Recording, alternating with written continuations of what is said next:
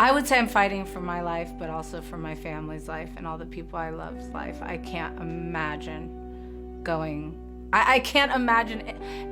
Does this sound? Now I sound like a narcissist. I can't imagine any of them living without me.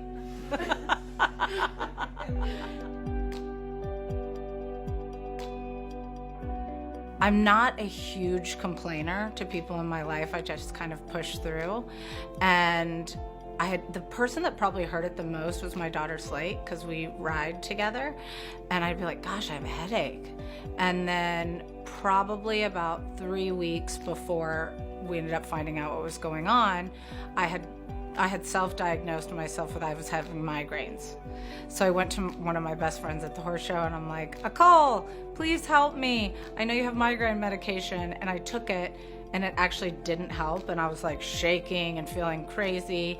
And so then kind of the next step was then I went to work for a brand at the Super Bowl. And afterwards, Tamara's like, you want to go out? I'm like, I don't think I can. Like, I really don't feel good. Like, I have really bad headaches. So I made it through that weekend, got home, did the podcast on Monday, and then Tuesday, I probably have never called in sick to the pod, to Two Teas in a Pod. And on Tuesday, I called and I'm like, guys, I don't think I can do the pod today. Like, something is really wrong. And at that point, it was pretty dark in my head. Like, I could not see. So I'm like laying like on my couch. My kids are already at school, and I'm like, I can't see. I don't know what to do. And I called Edwin, and I'm like, at this point, we weren't living together. We were nesting. So I'm like, I'm so sorry. Can you come pick me up? I need to go to the hospital. And he's like, why? I haven't heard one thing about you need. And I'm like, I can't see, and something is going on. And then he came and took me to the emergency room in Tarzana. Yeah, so that was that portion. And then, you know, you wait a little while in the emergency room, and I have to say thank you so much to Edwin, because at this point I was so edgy because the pain had become something I had never felt before.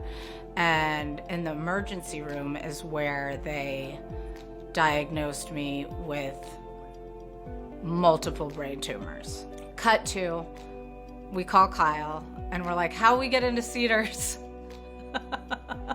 And she called around and found a way for us to get in. She's like, but you need to get there by 9 o'clock. And I'm like, it's 8:22, and we're in Tarzana. So I had to just check myself right out of the Tarzana hospital, and I tell the doctor, I'm like, I'm so appreciative to you, but my friend got me in. He's like, but I couldn't get you in yet. Are you sure you can get in? I'm like, yes, I just have to be there by 9.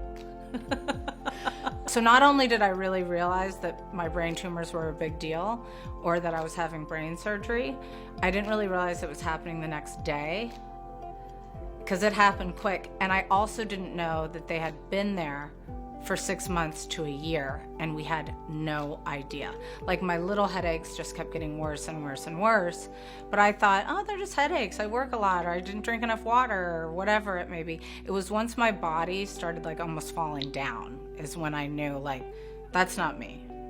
Like, I may be clumsy, but I don't fall down. So because they were only able to surgically remove 4 of the tumors, I still have 2 tumors in my brain that were not in a place that they were able to remove surgically, and I have 1 in each lung. So I'm very lucky that we have doctors, that the doctor here is one of the ones that like came up with the immunotherapy.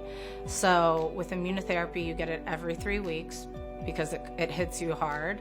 So I've had my first treatment of immunotherapy, and then today I think was my 6th treatment of radiation. So the radiation goes for my brain, and then the immunotherapy kind of goes for everything.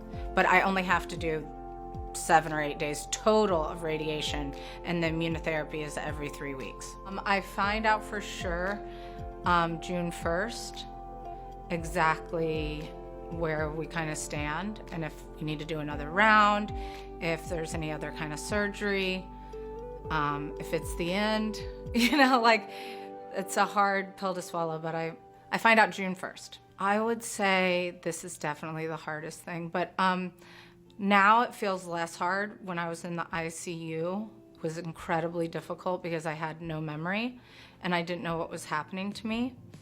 And I couldn't remember the dates any day. But one day I did realize, because one of my friends had helped me, she'd written down the date and she's like, when Claire comes in, here it is. And I was like, great. But then I realized as I was looking at it, it was my daughter's birthday. And I couldn't be there for it. And it was really sad. And still right now it's sad when I can't be there for my kids the way I would always normally be. I'm so over it already, but because they had to put these, the little drains in, I had these holes in my hair. And so that's why we ended up shaving it. But it then became news to me as post-radiation, you lose chunks of your hair anyway. So I'm gonna have to do a second shave. But Cruz made it a little better because he's like, Mom, we can get all the same haircuts. And I'm like, that's so great for you. That's terrible news for me. Great news for you, buddy. I don't think when Vanessa shaved my head, I cared that much. But something that hit me really hard was the first time when I went to go work out. And I'm sitting there bald and my entire body and everything looked completely different because the steroids really affect you. And I tried to run and I couldn't. And that's when everything was like, oh my gosh, Teddi, you are no longer where you were. You can't just jump right back into this. You have to slowly work your way up. And that was pretty devastating to me. I was, at Barry's boot camp, crying. And the poor guy's looking at me like, you good? I'm like, no. It actually happened between Edwin and my dad, not me. I was already in a place to not have that conversation.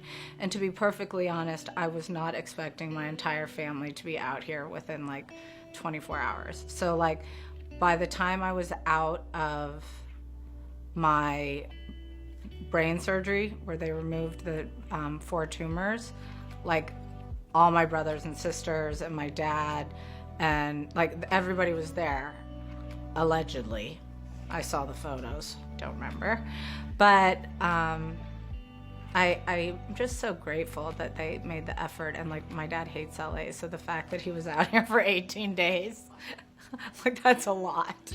I think my dad has always known who I am, no matter what things have gone down in my life, because we've had a lot of good and bad things in the press and whatnot. But I think he's proud because he gets to see some of himself in me, knowing that he really did teach me to fight, to always, no matter what it is, to fight to be my best, fight for myself, fight for the people I love.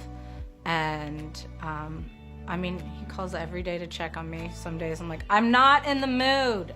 I don't want a pep talk. I'll talk to you tomorrow. I'll be more pep talk ready. But I love you. The wild thing is my dad had a heart attack when he was 36 years old. And he had 3 years where he couldn't, he wasn't in the business anymore. He went to painting. And I remember his life completely changing at that time. And it's something he shared, and some of the moments I felt really scared. And I was like, hold on, no, I'm not changing everything about my life. I want more jobs. I want more things. I want to keep building. But he's like, there are moments where you emotionally won't be able to control how you're feeling because of a certain medication or a certain whatever. And you have to give yourself some grace and know that this isn't you sometimes. And that's okay. I would say the first thing is just the regular stuff back to normal.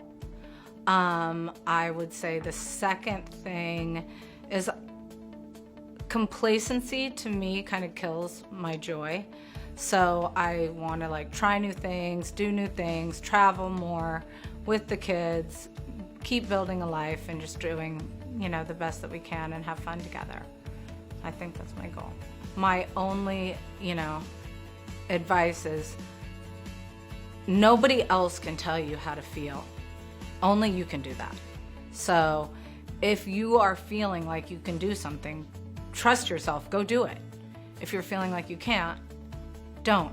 But not anytime I've listened to somebody completely try to dictate what is the right thing to do, is when I feel the worst.